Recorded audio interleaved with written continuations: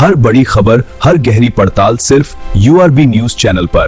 ताजा अपडेट के लिए हमारे साथ जुड़े रहें, सब्सक्राइब करें और बेल आइकन दबाना न भूलें। आपको शायद ही मालूम होगा कि दुनिया की केमिकल इंडस्ट्री सिर्फ फैक्ट्री और धुएं तक सीमित नहीं है, बल्कि ये फार्मा, बैटरी, एग्रीकल्चर और इलेक्ट्रॉनिक्स की असली बैकबोन है।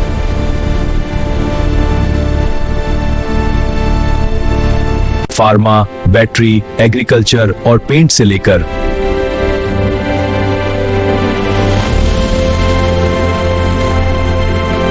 इलेक्ट्रॉनिक्स तक हर उस चीज की बैकबोन है जो आधुनिक दुनिया को चलाती है।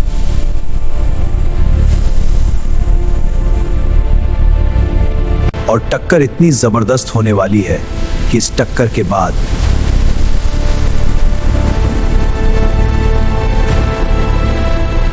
जहां 8 से 10 देशों की नाव डूबेगी, वहीं भारत की नाव लहराते हुए पानी पर सफर करेगी। दोस्तों, बहुत बड़ी डेवलपमेंट्स में निकल कर आ रही है।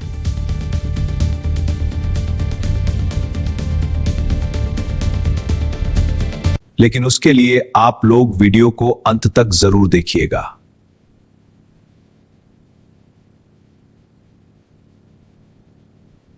अगर आपसे पूछा जाए कि दुनिया की सबसे ताकतवर इंडस्ट्री कौन सी है, तेल, टेक्नोलॉजी या डिफेंस?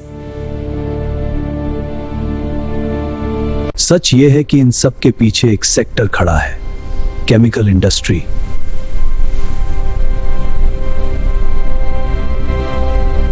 बैटरी से लेकर दवाइयों तक, चिप्स से लेकर खेती तक।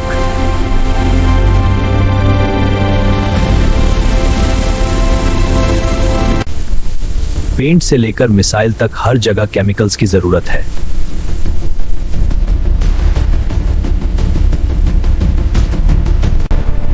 चीन, जर्मनी, अमेरिका और दक्षिण कोरिया, यही वो देश हैं जो ग्लोबल सप्लाई चेन को कंट्रोल करते रहे।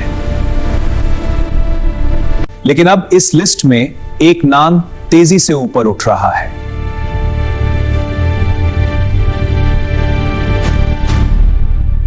जिसे लंबे समय तक केवल रॉ मटेरियल सप्लायर समझा गया।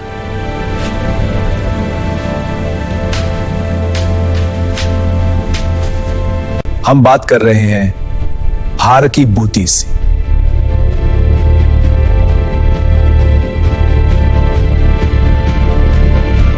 करीब 10,500 से ज्यादा कंपनियां इस सेक्टर में काम कर रही हैं।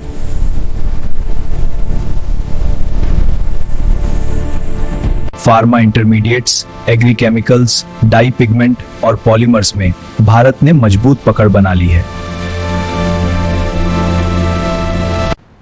लेकिन फिर भी एक बड़ी रुकावट थी, यूरोप का मार्केट।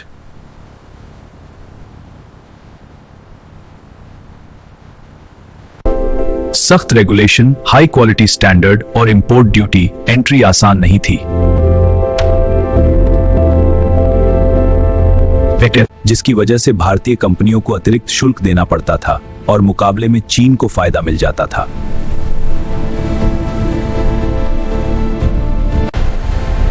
लेकिन अब समीकरण बदल रहे हैं।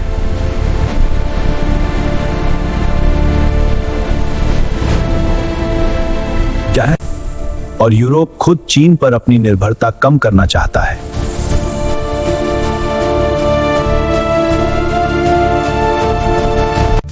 साथ ही सप्लाई चेन को डाइवर्सिफाई करने की रणनीति पर काम कर रहा है।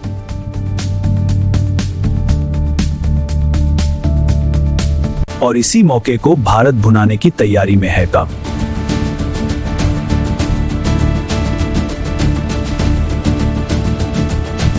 भारत अब सिर्फ एक्सपोर्ट नहीं बढ़ा रहा, बल्कि ग्लोबल सप्लाई चेन पावर बनने की दिशा में कदम बढ़ा रहा है।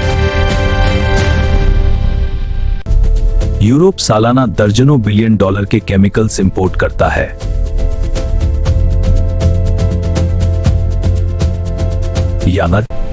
और इस इंपोर्ट का बड़ा हिस्सा चीन से आता रहा है, कई सेगमेंट में 35 से 40% तक।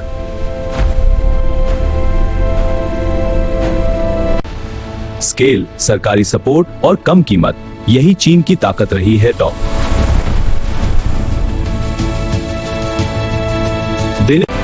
भारतीय कंपनियां क्वालिटी में पीछे नहीं थीं।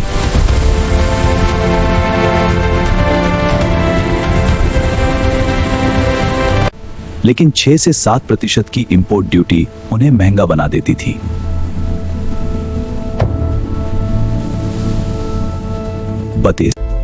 वहीं चीन को 15 से 20% तक की लागत का फायदा मिल जाता था।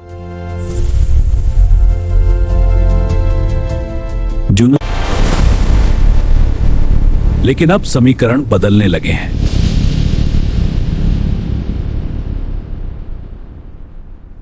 पहला कारण, यूरोप की चाइना +1 रणनीति।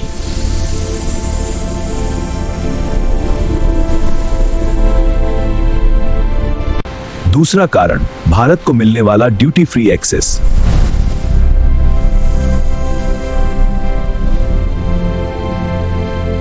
तीसरा कारण, भारत की कम लागत वाली मैन्युफैक्चरिंग और skilled chemical engineering based.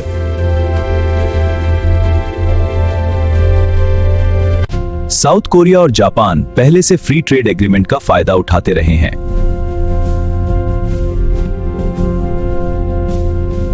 Delhi को पिछले 10 से 12 साल से ये देश बिना अतिरिक्त ड्यूटी के यूरोप में केमिकल्स बेच रहे थे।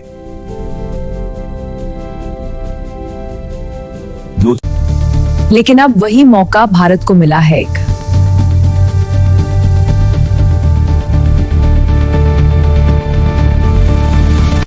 और फर्क यह है कि भारत की प्रोडक्शन कॉस्ट कई मामलों में इन देशों से कम है। क्या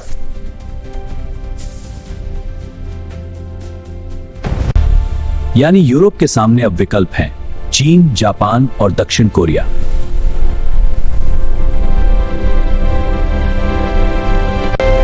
लेकिन अगर भारत वही प्रोडक्ट बेहतर कीमत और भरोसेमंद सप्लाई के साथ देता है,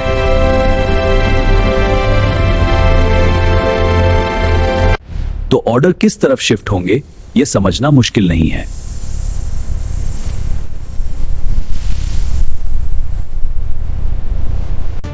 आने वाले साल सिर्फ एक्सपोर्ट ग्रोथ की कहानी नहीं होंगे।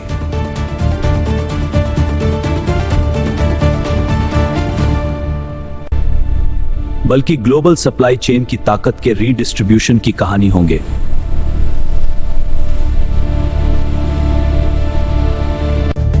अब सवाल यह है कि फायदा आखिर किन प्रोडक्ट्स में सबसे ज्यादा होगा।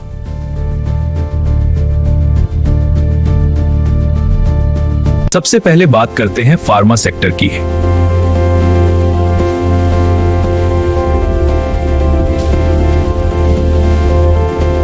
दुनिया की दवा इंडस्ट्री जिन रॉ मटेरियल पर चलती है उन्हें एपीआई और इंटरमीडिएट्स कहा जाता है।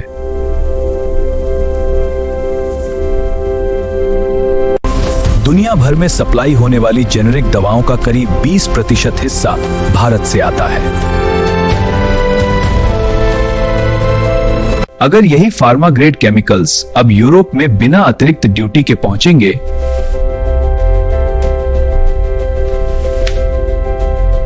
तो लागत सीधे कम होगी और ऑर्डर तेजी से भारत की तरफ शिफ्ट हो सकते हैं।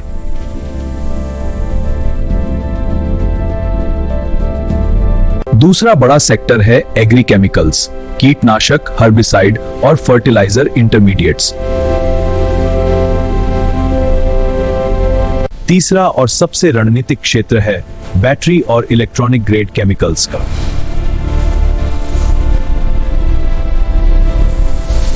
ईवी क्रांति के चलते यूरोप को lithium ion battery supply chain चाहिए।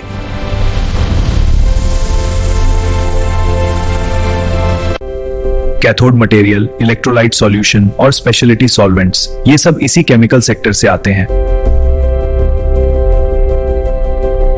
भारत अपनी बैटरी मैन्युफैक्चरिंग को प्रमोट कर रहा है और सप्लाई चेन संतुलन पहली बार बदल सकता है।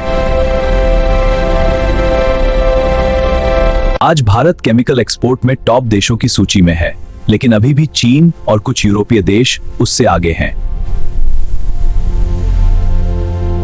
अगर यूरोप में ड्यूटी फ्री एंट्री और चाइना +1 रणनीति तेज होती है, तो अगले 5 साल में भारत का एक्सपोर्ट 5 बिलियन से बढ़कर 12 से 15 बिलियन डॉलर तक जा सकता है। यूरोप का क्वालिटी स्टैंडर्ड पास करने का मतलब है ग्लोबल वैलिडेशन। आज पहली बार भारत उस मोड़ पर खड़ा है जहां वह सिर्फ मैन्युफैक्चरिंग डेस्टिनेशन नहीं बल्कि ग्लोबल सप्लाई चेन पावर बनने जा रहा है। अगर भारत इस अवसर को सही तरीके से इस्तेमाल करता है तो आने वाले वर्षों में चीन, जर्मनी, अमेरिका और कोरिया इस सेक्टर में भारत से पीछे छूट सकते हैं। अब फैसला आपके हाथ में है, क्या भारत इस मौके को पकड़ पाएगा? वीडियो को लाइक और शेयर जरूर करें और ऐसे ही नॉलेज से भरपूर वीडियो के लिए चैनल को सब्सक्राइब करें। जय श्री राम। तो इस वीडियो में पूरा समझते हैं।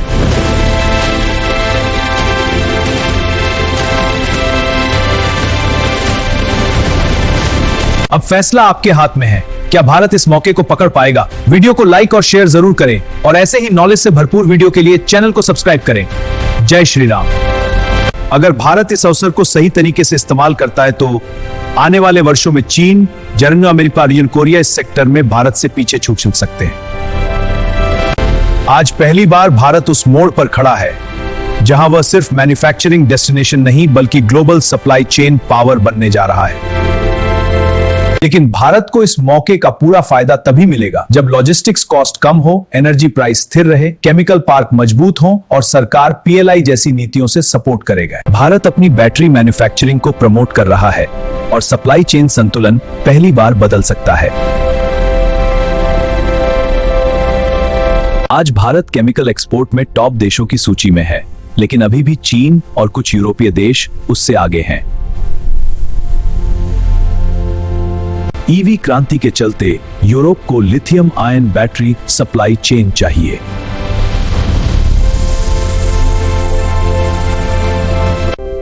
कैथोड मटेरियल, इलेक्ट्रोलाइट सॉल्यूशन और स्पेशलिटी सॉल्वेंट्स, ये सब इसी केमिकल सेक्टर से आते हैं।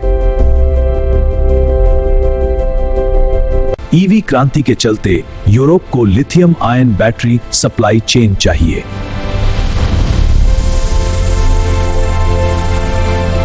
तीसरा और सबसे रणनीतिक क्षेत्र है बैटरी और इलेक्ट्रॉनिक ग्रेड केमिकल्स का।